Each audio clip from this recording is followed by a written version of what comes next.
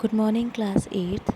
So, as I told you yesterday, that today I'll discuss with you other section of the chapter, and this second part of the chapter is actually it is about food preservation. In my last discussion with you, I told you that basically some of the microbes are not helpful for us. They are actually causing spoilage of the food, and they can affect our health also. So, due to these reasons, we need to preserve our food. Now, let us see what is food preservation. Basically, the food is actually it is being stored in such a way that all the microbes which are present inside the food, or which can be present in the air, water, anywhere, that can be killed, or that their growth can be stopped. So storing the food in such a way that there remains lesser chances of the growth of microbes is known as food preservation. And it is basically done due to so that we can prevent the spoilage of the food. If we eat any such of the food which is being spoiled by fungi, bacteria, algae, or virus, then we can get affected by the some of the diseases. So basically food preservation is done so that it's some few things are taken into the consideration, that if you are storing any food, its nutritional value should remain proper in a proper way. That is, whatever the fats, vitamins, minerals are present in the food, they should remain as it is. Density of the food should remain same, means it should not be lesser or more in the quantity. Texture of the food should remain same, like if it is in it is little hard, it is a little soft, it is green in color, it is yellow in color, it should remain in same in color, and its flavor should remain same. So these are the reasons why we preserve the food. Some of the now if somebody asks you why we need to store the food, some of the reasons are these, that if we do not store food like vegetables and that, then what will happen, some of the fungus can grow on the food and the food will be spoiled. So that due to that reason, we need to store the food in a proper way. Other than that, what should be done, its nutritional value should be remain retained properly.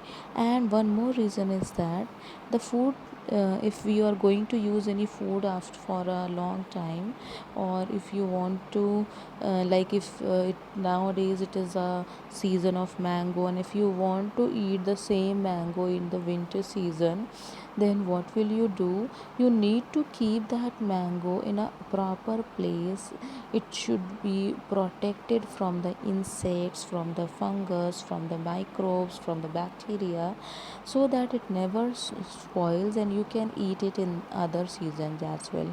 So these are the reasons why we need to store the food. Okay, now let us see what are different methods of food preservation. Okay, food preservation is not a simple thing. Many methods are being followed to store the food in a proper way. So let us see food preservation, what are the methods. You see this one, canning. In this method, basically we store the food in the cans, like you have juices and ghee, butter, that comes in the cans. Smoking, some of the food can be stored by applying the smoke, like the fishes.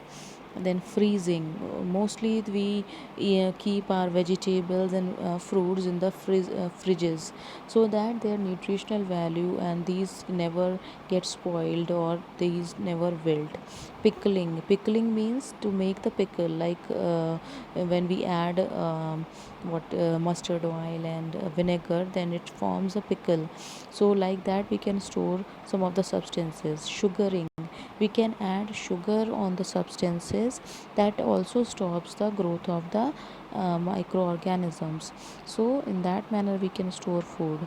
Drying, basically the grains are being dried before storing, that I told you in chapter number 1 also. Salting, some of the things can be stored by adding the salt. Now you can see here, these are the methods about which I talked to you. Preservation by oil and vinegar. See, pickles are formed in this manner. In this manner, we add oil, we add acid, we add some salts, and we add vinegar. In that manner, we can store the some of the substances for a longer time. Okay, this is same as pickling. Storing in airtight container, this can be known as canning. Okay, mostly like our pulses and biscuits, all these things, we keep it in a airtight container, so that no other microorganism can enter inside, and this food will remain safe for a longer time. Like cold treatment, it is like cooling or freezing. Okay, mostly we put all these things like eggs, milk, and vegetables and fruits into the fridge, so that these never spoil. Heat treatment, this method is also known as pasteurization. Okay, pasteurization is a method in which basically you see this milk, the packaged milk which comes in our houses, like Amul, Parag, and all. That milk is, first of all, it is heated continuously for about 5 to 10 minutes to 60 to 75 degree, and then it is quickly being cooled down. In that manner, if it is being heated, all the germs will be killed, and when we cool it again, then if there will be no possibility of adding of more germs. So this method can is done in the case of the milk. Okay, and you see, common salt, this salt can be added to fishes and other substances to store them for a long time. And preservation by sugar, some jams are made up of sugar. Sugar is added there. And see, these some of the fruits can be stored like this. Jellies can be stored by adding sugar on them. Okay, so these are different methods of the food preservation. Now let us discuss your last topic of the chapter, that is known as nitrogen cycle. Okay, what is nitrogen cycle and how it is being done? Basically, nitrogen cycle is basically the circulation of the nitrogen. You know, it is around 78% in the air. Lots of nitrogen is in the air, but we cannot inhale the nitrogen as it is. So we need to have some organisms which help in fixing the nitrogen. So nitrogen, some bacteria, these bacteria which live in the soil, these help in converting the nitrogen into different forms, so that it can be used by the plants as well as by the living beings. Okay, this prokaryote, the term which is written here, it is basically we are talking about the bacteria. Okay, so these bacteria help in the fixation of the nitrogen and its circulation in different ways. I'll discuss with you in detail, like here you can see. I hope it is clear to you all, and if it is not, then you can download any other image and you can see this. See, nitrogen is present in the air. It can be fixed by two ways. One method is due to the lightning. When lightning is going on, the nitrogen combines with the water vapors, and it forms a acid that comes to the earth, and it is being absorbed in the soil. Okay, so this nitrogen reaches to the soil, and in this manner, by in the form of nitrates, it is converted into the form of nitrates. Okay, so by this method, the nitrogen of the atmosphere is fixed into the fixes and gets into the soil. Then atmospheric nitrogen can also be converted into the usable form by the rhizobium present in the root nodules of the leguminous plants. Okay, and it can also be fixed by the nitrogen fixing bacteria present in the soil that convert it into the ammonium salts. Okay, so these are the some methods by which the nitrogen of the atmosphere reaches to the soil.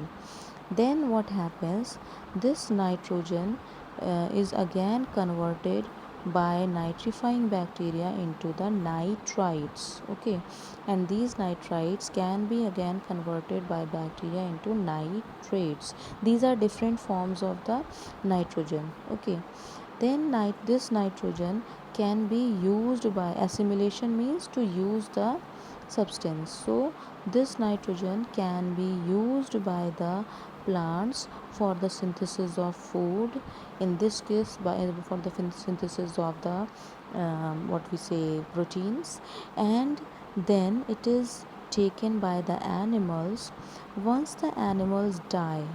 Okay, or the decomposers grow on their body when the plants die. This process is known as decomposition. In during the decomposition process, bacteria and fungi grow on the animal and plants, and they again convert the nitrogen present in their body into the ammonium. This ammonium can again be converted into nitrites, then nitrates, then some denitrifying bacteria are present in the soil. These bacteria convert the nitrates into the nitrogen gas. Okay, so this is the complete process of the nitrogen circulation which occurs in the nature, and due to this process the nitrogen circulates in the nature. This is known as nitrogen cycle. I'll show you one animated diagram so that this concept will be clear to you. Now see this class. In this animated diagram, this is being shown that nitrogen is present in the atmosphere. It is being used by the rhizobium bacterium, and that helps it to fix it into the form of ammonia. Some nitrifying bacteria convert it into the nitrates. Due to lightning also, that nitrogen can be converted into nitrates. Then these nitrates from the soil can be taken up by the plants absorb it and form the food. That food is being eaten up in the form of waste, and due to their dead bodies, these nitrogenous waste come to the soil. Just wait, I'll show you again. See, ammonia, rhizobium is fixing into ammonia, then nitrifying bacteria converts it into the nitrates. Due to lightning also, nitrogen is converted into nitrates. Then nitrates are taken up by the plants to manufacture proteins. These proteins are taken up by the animals, and they release the waste products. These are the nitrogenous waste, or due to the decay of the dead bodies of the plant and animals, these ammonia is converted, and some nitrifying bacteria convert it into nitrates, and some denitrifying bacteria convert it into the free nitrogen. This is how the nitrogen is circulated in the air. Now your chapter is completed. So if you have any query, you can ask me in the class. This nitrogen cycle, I think it is clear. So I hope it is clear to you. Thank you, class.